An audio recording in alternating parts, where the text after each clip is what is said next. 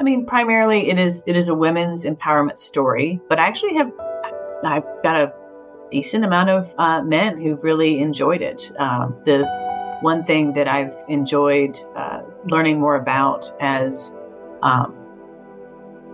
is how we can all be an ally, and I've loved seeing people that are open to that and say, I don't know everything, and there's so much that I don't understand because of my, certain lens, but I am open to learning more about it. So that's why I wanted to put it. So it's written in third person close, which is another thing you have to learn when you're writing a book, is like, are you going to write it in first person or second person or third person, omniscient, that kind of thing.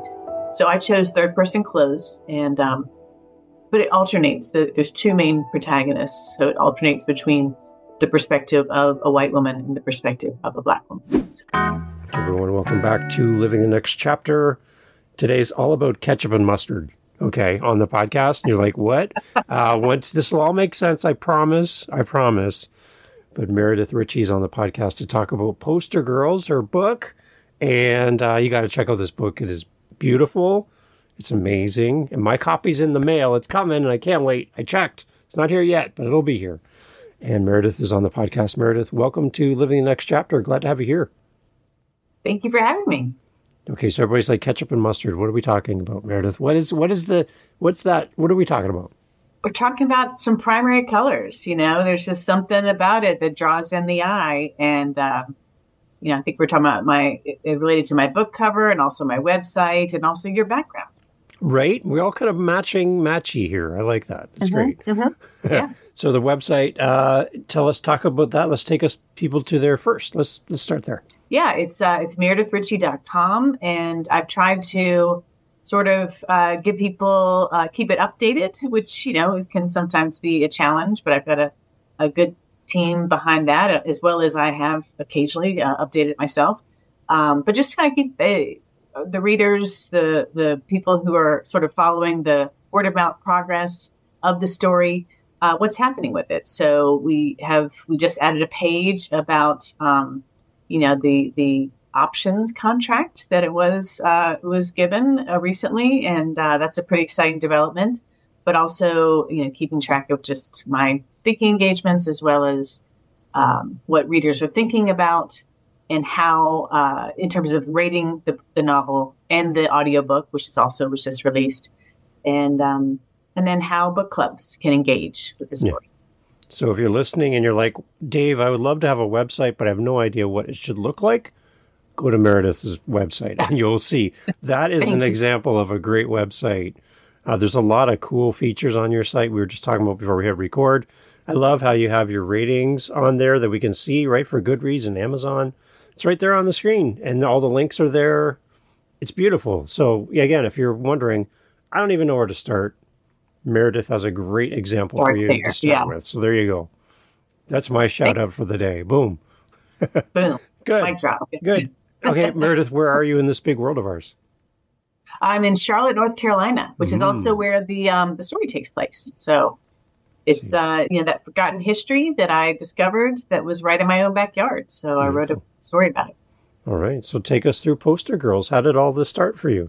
Well, in 2017, I was undergoing sort of a life transition, and it was related to my ending empty nest. So I have three children. They're all the same age, and they were all leaving for college. They were all graduating from high school. So I knew I needed something to sort of even out the space between a very busy time period of my life and then what was essentially crickets off and on. So, yeah. Wow. Okay, so wait a minute. So for somebody didn't catch that, all three of your kids are the same age, and they all vacated at the same time. Wow. Like, what a vacuum suck out of the house. Just everybody's gone, right? That's a great way to describe it. It really was. It was overnight. And so I had sort of been anticipating that transition for a long time, and I always wanted to write a book. So I thought this would be a good way to even sort of that dramatic nature out a little bit. So I wanted I started with the thought of, I want want to write a women's empowerment story.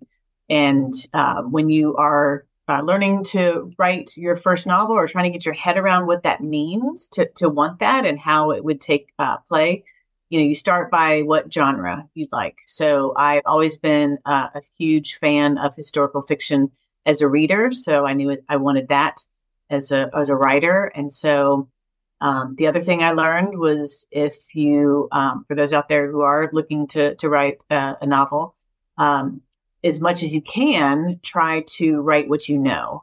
So I was born here in Charlotte. I'm a native. And I really wanted to explore, the city's history. And I knew I wanted to do it at a time when the men would be gone. So I wanted to explore how women lead. So World War II became my best sort of example or opportunity to explore that. And then I discovered this presence of this enormous shell plant that existed that I had no idea even existed. And many of my readers had no idea that it existed. So it just makes you, as a writer and a reader, just kind of wonder, what else did we forget, that we might have learned way back when, and we just stopped talking. I saw news footage last night, I believe, with two women celebrating their 100th birthday each, and they both served here at home as welders, working in factories, creating whatever was needed at the time during the war. And to hear their stories from when they were young, learning how to weld and how to make all this stuff. And I'm like, wow, like talk about a vacuum that happened, right? All the people go to serve their country, and there's so fast. Somebody has to stay back and has to create all the things that are required at that time. And women stepped up in such a powerful way into roles traditionally that weren't at that time frame, weren't typically a job or position that a woman would want to do or be or think of doing, but had to at a necessity, right? It's amazing. Well, welding, I actually took a welding class a couple of Christmases ago, and I just want to see what it was like. It's very hard. I mean, it's very hot, but I can also see where it requires a lot of attention to detail. So women would be very good at it. Perfect. But I'd always heard about Rosie the Riveter. She's kind of iconic. And I always heard about that sort of call to serve, your country while, maybe not fighting overseas, but how to help in the war effort. We're all in this together, and how they did do that. I often just thought, well, they were all in California, right? Because there seemed to be a lot more pictures of them in California. I think there's more cameras maybe, or I don't know what it is in California. There were certainly no pictures of it here in Charlotte, but it was also a lot of what they did was top secret. So you couldn't be just randomly taking pictures and putting them out there. It was a very uncertain time. We look back on World War II and think, oh, everybody knew it would take 3.5 years. Everybody knew we were going to win. And what I found through my research is that it's really not the case at all. So I wanted to explore in this book not only the call to serve that they did, in 1942, but also what happened in 1945 when they were called to, okay, now you can go back to the way you were, even though they had changed, quite a bit as human beings. And I wanted to explore that side of it as well. That's an interesting side that we don't talk about enough, I think. Yeah. When everybody came back home, men and women serving in the military, they come home and people try to assimilate back into life, back into jobs. And again, those roles that they've held during that period of time as women stepping into those roles, they're kind of been like sent back home. And it's like, wait a minute, we've carried it all this time and we know what we're doing and we like it. Yeah. Whatever our new roles. So that's an interesting change, right? For the women that had to go back. It's why I picked the title, Poster Girls, and also the cover is, if you can see, it's the Rosie the Riveter image on the top is about to be papered over, or a billboard papered over with an image of a mop model, and so that would have been, that's how sort of the the book ends is the poster or the idea of Rosie was being replaced. So tell us more about Rosie for those that are unfamiliar with her as a character and who she is. Mm-hmm. Tell us more about her history as well. Well, I mean, certainly everything that we've sort of learned is also still true, about Rosie. I mean, and the fact that she was sort of a compilation of a Norman Rockwell, Life magazine or whatever, or Saturday Evening Times or whatever it is, Saturday Evening Post. That's what it is. So the Saturday Evening Post famous painting of Rosie that Norman Rockwell did in 1943. Then there were also several companies that sort of used her image throughout the years during the war as well as after, and sort of she morphed in sort of the modern day. But what I was interested in learning when I did the research, and I researched it for about a year, was that there were a lot more people of color that served their country domestically. These kind of ammunitions plants, and Detroit went from making cars to making tanks. A lot of pivots happened in cities big and small throughout the U.S. I'm sure throughout Canada as well. That they actually did hire quite a few people of color, yet they were not represented in the posters. So that's kind of why I picked the cover art that I commissioned. So you said a year worth of research. Is that total, or was there even more research that had to go into the book? I started researching it in 2018 and then started writing it in 2019. Okay. So. All right. So is it really hyper-focused on your part of the world, or does it kind of cover the United States in general? Like, what is the main focus then? Well, and that's interesting too, because when I say I did the research, what research was there, right? There wasn't a ton that was written on the plant, but I used my local libraries. I love my local library. For that research, I actually went to Washington, D.C. and went to the National Archives to look there for any information. And unfortunately, there really wasn't any. But I was trying to, get the right sources. Of course, our local newspaper archives, things like that are very well available online. And then I wanted to talk to some women whose mothers had worked there. Unfortunately, I couldn't find anyone who actually worked there at the plant at the time because they were all gone by that point. But I have since found one, but she was not there for the time that the book was written. But so anyway, that's kind of fun. But so I wanted to, sort of do the research. I'm sorry, could you repeat your question a second? Sorry. Yeah, just what the total amount of research time that you had spent in it. Yes. So 2018 was dedicated to that. But then once I started writing it, that sort of bled into, lockdown, COVID lockdown. And then before that, there was the Me Too movement. So there were things that I learned about myself that I was like, oh, well, there are, yes, there's local history that I can research for this, but there are, national and global implications for, women and gender equality, that kind of thing that I can explore as well. And then in 2020 is when George Floyd was murdered here in the U.S. And so I learned a lot about, I really dove kind of into the Black Lives Matter movement and learned that there's all sorts of things in our history that we had buried in terms of just unfairness, to Black people. So I wanted to put those into the book as well, and how the characters might put them out. Okay, so talk about a little bit about who the audience is for the book. Did you have somebody in mind that you were kind of writing to that would enjoy this book? I mean, primarily it is a women's empowerment story, but I've got a decent amount of men who've really enjoyed it. The one thing that I've enjoyed learning more about as, is how we can all be an ally. And I've loved seeing people that are open to that and say, I don't know everything. And there's so much that I don't understand because of my, certain lens, but I am open to learning more about it. So that's why I wanted to put it. So written in third person close, which is another thing you have to learn when you're writing a book, is like, are you going to write it in first person or second person or third person? I'm omniscient, that kind of thing. So I chose third person close, and but it alternates. There's two main protagonists, so it alternates between the perspective of a white woman and the perspective of a Black woman. So. Wow.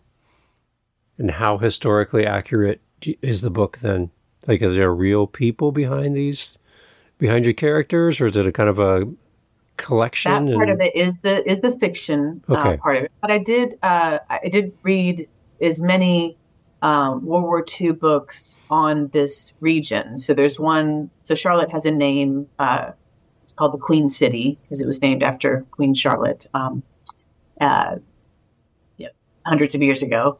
And so there's a book called The Queen City at War, and it talked about that women at this plant. So President Roosevelt had just issued an executive order that banned racial discrimination from the defense industry only. So this would have been 20 plus years before the Civil Rights Act was passed in the 1960s in the U.S. But this executive order was there, and it was. If you've ever seen the movie Hidden Figures or read the book Hidden Figures, that's how those women were able to work at NASA, and they got paid the same. So there was no wage discrimination based on race allowed in the defense industry. That was done in 1941, even before we went to war, but it was done in anticipation of the labor shortage that was about to take place. So it was interesting. And so, what this book said, The Queen City at War, was it was really kind of, I call it intuitive. I wasn't even surprised. It's like, well, if you pay people the same and they ride the same bus and they, there's no one sitting in the back or the front or whatever. They're just, they're all, you put them on that same level playing field when they start. Now, there probably was still gender discrimination. So probably men did get paid more at the plant. There were several men that worked there. But from a starting wage standpoint, if you make that equal and you make other things equal, that they actually got along. And that book did quote some women when it was written, a few decades ago, quoted some women who did testimony to that. Okay. All right. And now the other part of all this, I don't know if you wrote the book with this in mind, but now you've been optioned for your book to go to film in the future, which is exciting and maybe overwhelming, I guess. I don't know. Like, I haven't had anybody on the show to date that this has been a reality for them. So how does this even happen? Yeah, I just got really, really lucky with, because I'll send it to whoever. I mean, that's not the issue as far as word of mouth growth of the book or me sort of marketing it, where the very little that I have time, to market it. And even, whether you get I will say to the writers out there, whether you self-publish, do hybrid, do a traditional publisher, you're going to have to market your book. Like no author is getting out of that. There's except for a handful of folks, there are no more, what do they call it, publicists, that are assigned to certain things. I mean, it's much more is expected of the author to be thinking about their own passion project and how can this fit, within the marketplace is my quick pitch. So I've sent it to several people, and then someone told me about a PBS series that had just been done on Christina Capra, who's the one who's optioned it. And, I sent it, I emailed her and we met. She had just moved to Charlotte, and she really liked the book, and she optioned it for the movie rights for the next 2 years. So it's pretty phenomenal. Like, I still really am pinching myself. I can't believe that I got that lucky. So it's just a testament to, just put yourself out there as much as you can, as often as you can, and then see what comes back. That's really all that's within our controls. Yeah. But to be clear, it is an option. Yeah. So it's not like, in production or has not funded, that kind of thing. But it's just exciting to have that as an option. That's a great kind of seal of approval as well for the idea, all the work you've done for it, putting it out into the world. Having book sales is awesome, but then also to have curiosity from someone like that, that's pretty encouraging. That's great. Yeah. Yeah, the book sales world has been enlightening to me. Probably I'm not that different than other authors that are out there. The publishing industry is definitely transforming a little bit, morphing a little bit. But it's really exciting to me in the fact that if this does get made into a movie, it would have a wider distribution for the story, because I just really love the story. So. Mm-hmm. Nice. It's great. Again, like I said, I haven't had a lot of authors on that this has been the reality for them, that they can even talk about something like that, or even think that someone would be interested to option their book like that, and to kind of the potential. I'm excited for you that could be a reality for you down the road. That's awesome. Thank you. Yeah. So we're knocking on all kinds of wood. There you go. We're putting it out there in the world. Yeah, right. That's all you can do. That is all you can do. And but it is still a long road. Yeah. And when your book, so any production companies out there, you just look up ChristinaCapro.com, and she has a great, family heritage. She's from Frank Capra.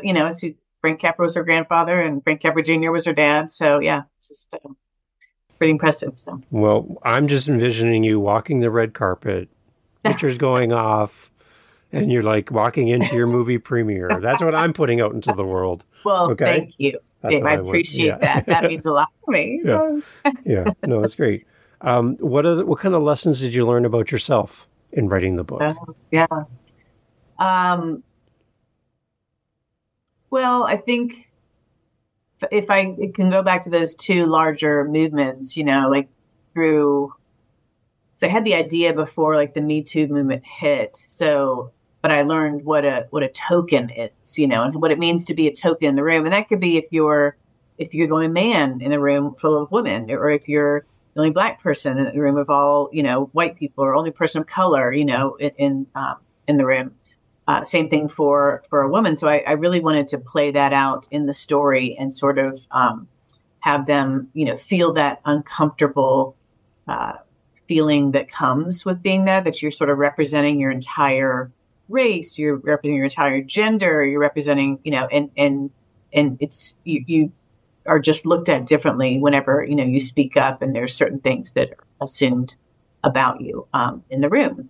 So I wanted to explore that. And I think I did a good job of that in the book by creating, a couple of characters, kind of with conflicting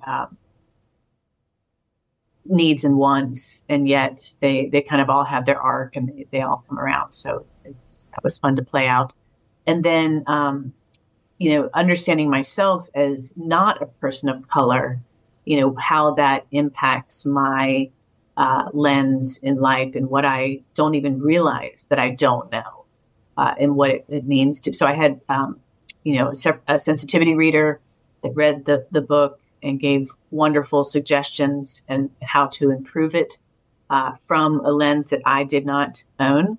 And so every single thing that she wanted me to change, I changed, and it became a better book as a result. That's interesting. I'm glad that you did that, because again, we don't know what we don't know.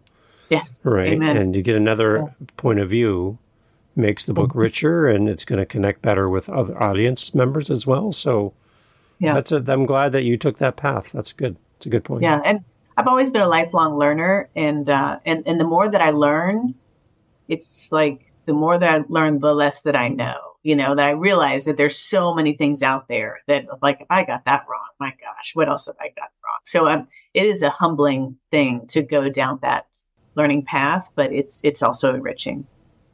Is there any locations around where you are that you can visit as part of the book and as part of the research, or is everything kind of gone now?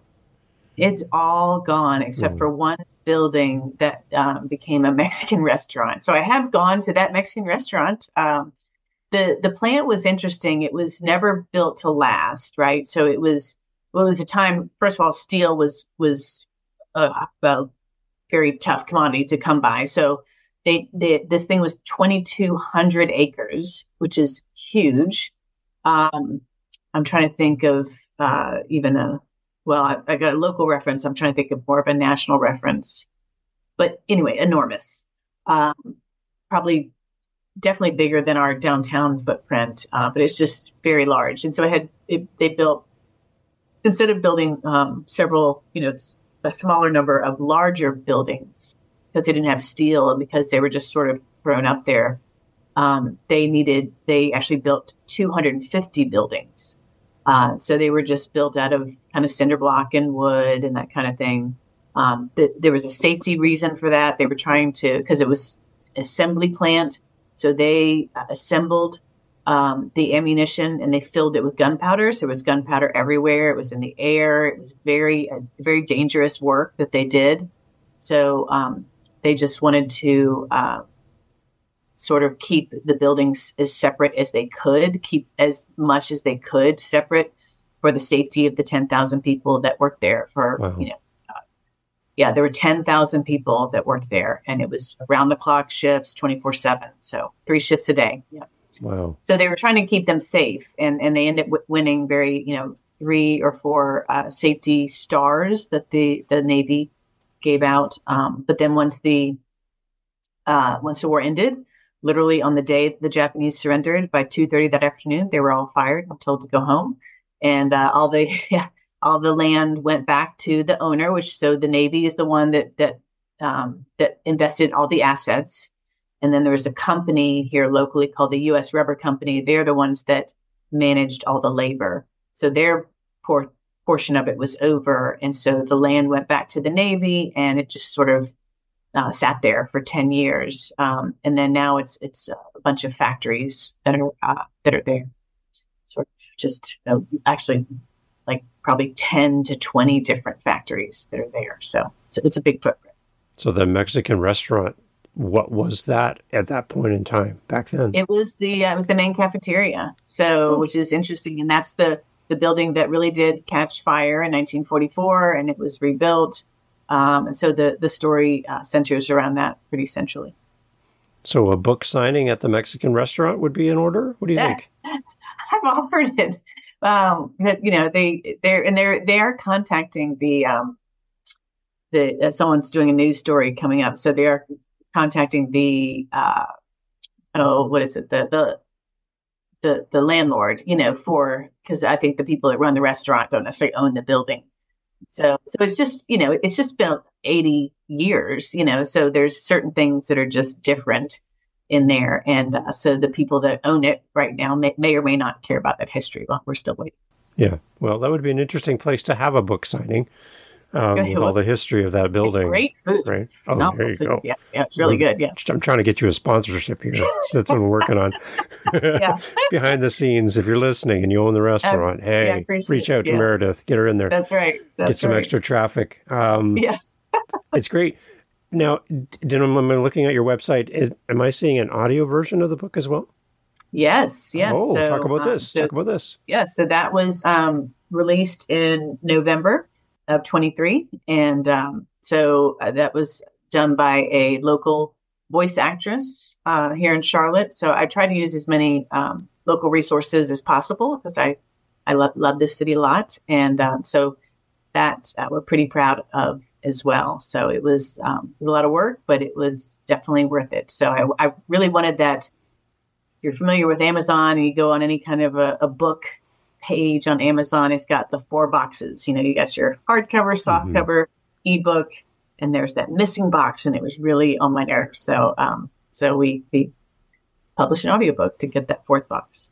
I was speaking to an author recently, and they did a book signing at a bookstore. She invited the voiceover actor who did her voice for the audiobook. He came and read a portion of the book at the event. She had costume characters because it was kind of Viking themed. And it was like a big event, right? And it brought the book to life in front of the audience. Yeah. And so for you with a local voiceover actor, that is amazing.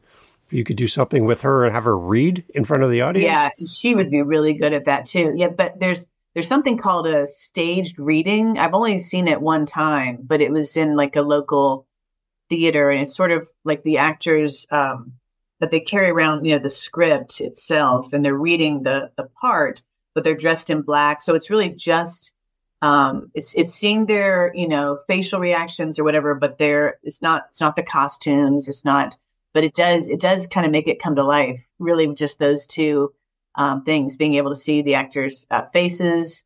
There's minimal, stage cueing going on, and then just reading the story. So it's kind of fun. There you go. Yeah, I'm always looking for ways that authors promote their books, whether it's events or book signings or whatever, even to your small little bookshop and doing something there. Anything that can encourage an author listening, because they're trying to plan out the launch of their book. So whatever we can learn from each other, I think would be helpful. So any tips for a new author on launching their book? Oh, gosh. Just, kind of be open to all of it. It definitely has phases to the whole process. And part of the daunting thing now is that I know what all those phases are. And I know how long the road is. Back then, I just sort of focused on one phase at a time. And I would, graduate to the next phase. And I'm like, well, put all this effort into it.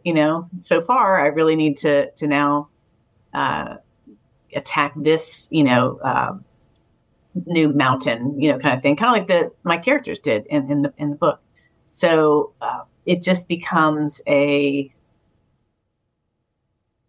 reaching out to your community. Like a writing cohort is huge when you're writing the book. Any other local authors. That's how I sort of found.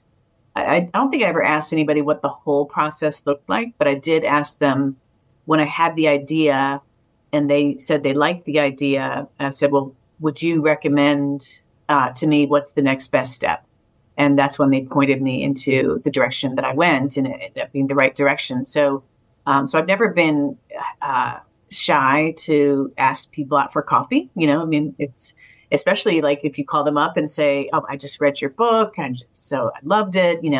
I'm thinking of writing a book myself. Would you please, meet me for coffee? And a lot of times they did the same thing way back when. So they're happy to pay it forwards.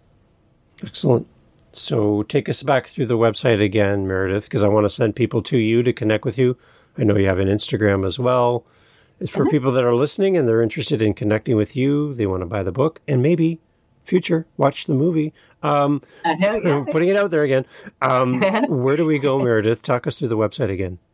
Yeah. So, I'd love to have more followers on Instagram. That's really the only book social media page that I have. So it's just at Poster Girls Book. So that's Poster Girls with an S, plural. The title's a little bit popular, but that's the only Poster Girls that's plural.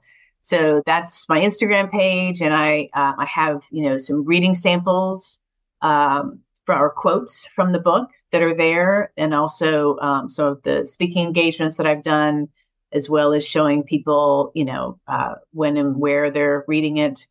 So there's several tidbits that you can sort of see on the posts that I've used to develop that page. And then the website, again, is meredithritchie.com. And it is the best way to contact me if you wanted to contact me. So it's a very easy way to just fill out a quick form. Let me know what you're thinking about or what your questions are. If you're a reader, if you're local, if you're, somewhat local, and want me to come to a book event. I've also done Zoom book clubs that I've really enjoyed. So there are really very few times that I've said no to any kind of reading group that wants to talk to me about what it was like to either write the story or research the story or experiencing the characters and what I think about the character development. So. Okay. Yeah. And like I said at the beginning, if you want a good example of what a website should look like, go to Meredith's website. It's amazing. It's beautiful. I keep saying I love it. It's a beautiful website. I'm going to leverage the name of my podcast as we wrap up, Meredith. How are you as an author, now published author with all these great things happening? How are you living your next chapter? Oh, that's a good question. Yeah. So I'll go back to how we started. I had a really dramatic chapter that was ending in my life when my kids, went to college. So I really wanted to, to make that transition intentionally. And it did take some self-awareness of, am I good at change? And it's like, no, I'm really not very good at change. So it was helpful to me to understand what that next chapter was and how I might react to it, and then try to balance that out with, major projects. Sorry about my cat. Major projects that are that become passion projects. Yeah. So really, the book itself and writing it and the word of mouth success that it's had and the growth has exceeded every. Because my kids are 24 now, so it's they don't require quite the handholding that they used to. They're adults, so but it's also a example to them of you can do hard things, and when you do those hard things, really unanticipated benefits come about, like the movie, like meeting people like you, and I never would have met you, Dave, in Canada. I mean, it's really fun. Yeah. So I've enjoyed every second. So. Excellent. That's a great. I love that, and the fact that the book is coming, I can't wait. I'm going to go check after we're done. Make sure it might be here now. But I'm so excited to have a copy. And my wife is probably going to wrestle it out of my hands because she's going to want to read it first. But we'll fight. So you're causing some marital strife for us. Thank you for that. There's the ketchup and mustard cover again. So yeah, we see it. It's great. It's a beautiful book. Thank you so much for being part of the podcast, Meredith. Keep us in mind for future projects and things you can come back and talk to us about. I could see you writing something about empty nest syndrome from your perspective, because I think that would be helpul as another fellow story. Empty nester. I had a staged approach where you had it all at once, but so that's great too. So thank you so much for being part of the podcast. Glad to have you here. Thank you for having me. Excellent. Everybody, all the information as always will be in the show notes. Go over and check out Meredith's Instagram page. Go check out the website. Again, beautiful website, everybody. And reach out, let her know you heard her on the podcast. When you buy Poster Girls, please leave an amazing review for the book so that everybody knows how much you love it and the reason how it finds why. A home. Yes. Right? We want to get this book into as many homes in his hands as possible. So my joy, as for you as a listener, as you hear Meredith on the podcast, now when you open this book and you read it, you realize the amount of hard work and effort that's gone into writing this book, and you have the voice of the author in your ears as you read or listen to on the audio version. So it's great to have you on the show, Meredith. Thank you so much for being here. I actually did get to I recorded the prologue and I recorded the acknowledgments. So you get to hear my voice then too in the audiobooks. See? You're everywhere. It's good stuff. Awesome. It was fun to do. Awesome. Thank you for being here. Bye-bye.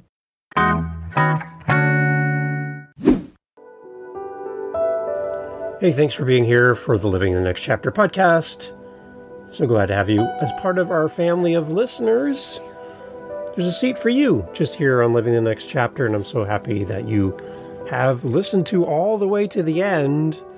Wow, you are now my new bestie. I want to let you know that I host 7 other podcasts on top of Living the Next Chapter. Yep, 8 total. One of them is called the How To Podcast series. If you are thinking, you know what, Dave, this podcast thing seems like a lot of fun, well, I'll give you a secret. It is. It's a great, amazing, fun time where you can get to meet great people, get your word out there, promote your book, promote what your coaching program, whatever you're doing. Podcasting is great. And if you want to learn how to do this, what you're hearing right now, head over to howtopodcast.ca and look up the How to Podcast series on YouTube, whatever app you're listening on. You'll find me there. And I'd love for you to come listen to how to do this. And if you're interested and have questions on how to podcast, reach out to me at howtopodcast.ca. Thank you for listening. Talk soon.